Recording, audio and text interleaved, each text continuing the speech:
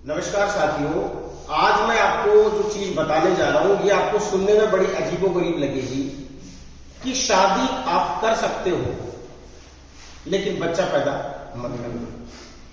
सुनने में अजीब है ना? या जिसने शादी कर ली है वो बच्चा पैदा नहीं कर सकता। मुझे कोई तकलीफ नहीं मेरी तरफ से, आप बच्चे पैदा करो, लेकिन अग्निवीर के इंस्ट्रक्शन में साफ साफ लिखा हुआ है कि वही बच्चा सेना में आए जो अनमैरिड, जो अनमैरिड। अब होता क्या, गड़बड़ कहां पे होगी, मैं आपको ये बात क्यों बता रहा हूं, कहां पे लॉजिक है इसका। मान लीजिए मैं 1 जनवरी 2023 को भारतीय सेना में भर्ती हो गया, करेक्ट? कितनी तारीख को? 1 जनवरी 2023 को मेरी ट्रेनिंग हुई 6 महीने, 7 महीने, 8 महीने ट्रेनिंग हुई और मैं पास आउट हो गया। घर वालों ने पहले ही प्लानिंग कर रखी थी कि छोरा आएगा, लड़की देख रखी है और काम कर देंगे, समझ गए? अब आपकी शादी हो जाती है और इंस्ट्रक्शन में क्या था कि 4 साल के दौरान आप शादी नहीं कर सकते। अब 4 साल में आपने, जैसे ही आपकी 1 साल सर्विस हुई, आपने शादी कर ली, शादी कर ली, थोड़ा छुपा के रखो। अगर बच्चा पैदा कर दिया तो नुकसान क्या है? हालांकि वैसे नुकसान नहीं है कि अब वो बच्चा आपका नहीं है, रहेगा तो आपका ही बच्चा तो हमारा। अब गड़बड़ क्या है ये आपको मैं बोल के समझना, इधर ध्यान देना। मैं भर्ती कब हुआ? एक उदाहरण के तौर, 1 जनवरी, क्यों इसी में फोकस करना, 1 जनवरी 2023, करेक्ट?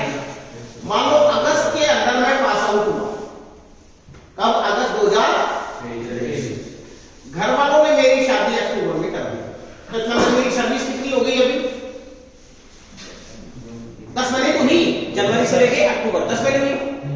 अब मैंने शादी कर ली, समझ गए? तो कितने % चांस है कि अगर बच्चे ने सेफ्टी, समझ रहे मेरी बात को, जो इसको मत करना, बच्चे ने अगर सावधानी नहीं बरती, दोनों तो बच्चे हैं और उन्होंने अपना बच्चा पैदा कर लिया, उदाहरण के तौर पे कि 10 महीने बाद में बच्चा पैदा हो गया, मैं तो 1 महीना फालतू दे रहा हूं, समझ गए?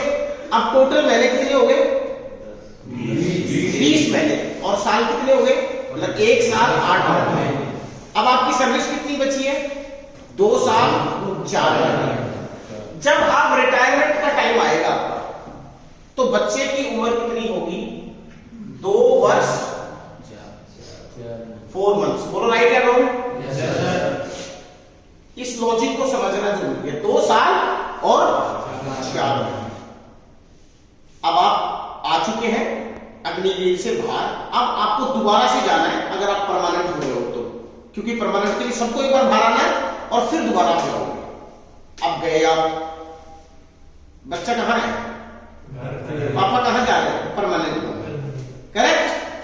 अब जैसे ही आप जाओगे तो अब आपको बोलना पड़ेगा 4 साल बाद में कि मेरी शादी है। मान लो शादी हुई कितने दिन बाद में? 6 महीने बाद में। बच्चे की उम्र बढ़ रही है, घट रही है? बच्चा कितने दिन का हो गया? अब 3 साल के लगभग का बच्चा हो गया। अब बच्चा हकीकत में 3 साल का है और शादी अब हो रही है। अब शादी कागजों तो ऑलरेडी हो चुकी। अब क्या कहोगे? साहब मुझे तो शादी के लिए छुट्टी, क्योंकि मैं तो बड़ा ईमानदार हूं, मैंने तो अग्निवीर से 4 साल में शादी ही नहीं की और मामला तो सेट कर रखा उसने। अब बच्चा आपका 3 साल का हो गया, शादी के बाद में 9 महीने तो लोगे मिनिमम, ये तो भगवान का काम है। 1 साल लग गया, अब बच्चा कितने साल का हो गया? बच्चा 4 साल का हो गया। अब बच्चे का जो रजिस्ट्रेशन करवाना है सेना के कागजों में, वो कितनी साल का कराओगे? 1 साल।